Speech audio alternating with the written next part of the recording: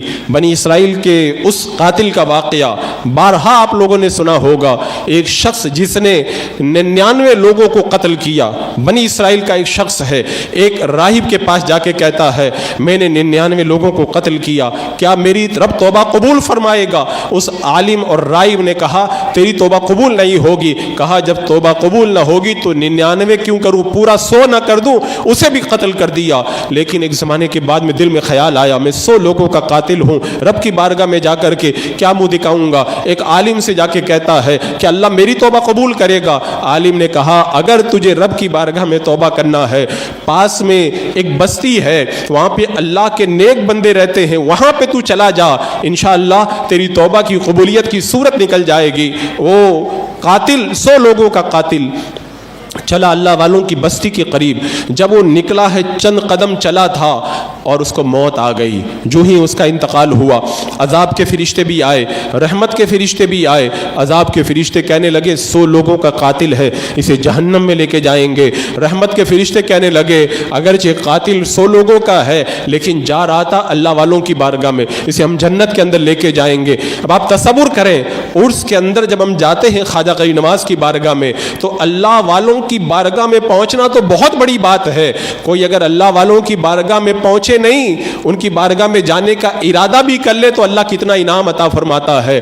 تبھی اللہ تبارک و تعالیٰ نے ان دونوں جماعتوں کو حکم دیا کہ زمین کو ناپو، جس بستی کے اندر یہ گناہ کرتا تھا ادھر سے بھی ناپو، اور جدھر یہ جا رہا تھا نیک لوگوں کی بارگاہ میں ادھر سے بھی ناپو۔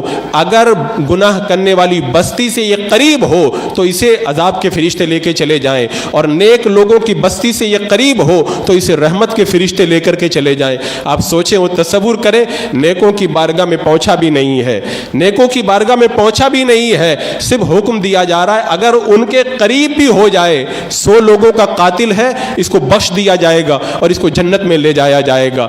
ہم لوگ 100 لوگوں کے قاتل نہیں، الحمدللہ ہم گنہگار ضرور ہیں، لیکن اللہ نے ہمیں ان بڑے گناہوں سے بچایا ہے، تو کیا ہم ان کی بستی کے قریب نہیں، ان کے پاس پہنچ جائیں، ان کی بارگاہ میں جا کے ہاتھ پھیلا دیں تو اللہ تعالیٰ ہمیں محروم فرمائے گا۔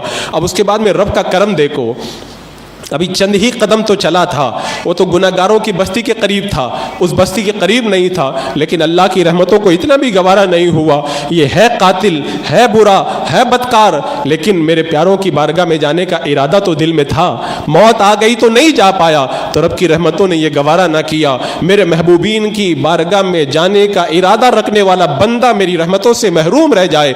اللہ نے اس نیک لوگوں کی طرف جو بستی کا زمین کا حصہ قریب تھا، اس زمین کو حکم دیا ہے زمین تو سمٹ جا، تاکہ یہ بندہ نیک لوگوں کی بستی کے قریب ہو جائے۔ زمین کو اللہ نے سمٹنے کا حکم دیا۔ فرشتوں نے جب ناپا تو ناپنے کے بعد پتا چلا کہ نیک لوگوں کی بستی سے ایک بالشت زیادہ قریب ہے، یعنی دونوں طرف کی زمین برابر تھی لیکن نیک لوگوں کی طرف صرف ایک بالشت قریب تھا۔ اللہ نے حکم دیا یہ نیکوں کے قریب ہے، اس کو رحمت کے فرشتے لے کر کے چلے جائیں۔ میں کہتا ہوں کتنا بڑا درس اس حدیث پاک کے اندر موجود ہے۔ جو بندہ قاتل ہے، بڑا پاپی ہے، بڑا گنہگار ہے، ابھی توبہ کی نہیں ہے، توبہ کے ارادے سے چلا ہے، نیکوں کی بارگاہ میں پہنچا نہیں ہے، پہنچنے کے لیے چند قدم ہی اٹھایا ہے اور قریب ہوا بھی ہے تو ایک بالش قریب ہوا ہے، اللہ تبارک و تعالیٰ نے اتنا کرم کیا، سارے جرموں کو معاف کر کے رحمت کے فرشتوں کے حوالے کر کے اللہ نے اسے جنت عطا فرما دی۔ اب ہم جیسا اس امت کا گنہگار اگر بارگاہ خواجہ میں محبت کے ساتھ میں توبہ کرتے ہوئے گناہوں سے جانے کا ارادہ بھی کرے، ان کی بارگاہ میں پہنچ جائے، ان کی رحمت والے دربار کے اندر جا کر کے کھڑا ہو جائے، تو کہ اللہ تبارک و تعالی ہمیں محروم فرمائے گا۔ جب 100 لوگوں کے قاتل کو رب نے معاف کر دیا، ہم گنہگاروں کو بھی امید اللہ تعالی ہمیں بھی ضرور معاف فرما دے گا۔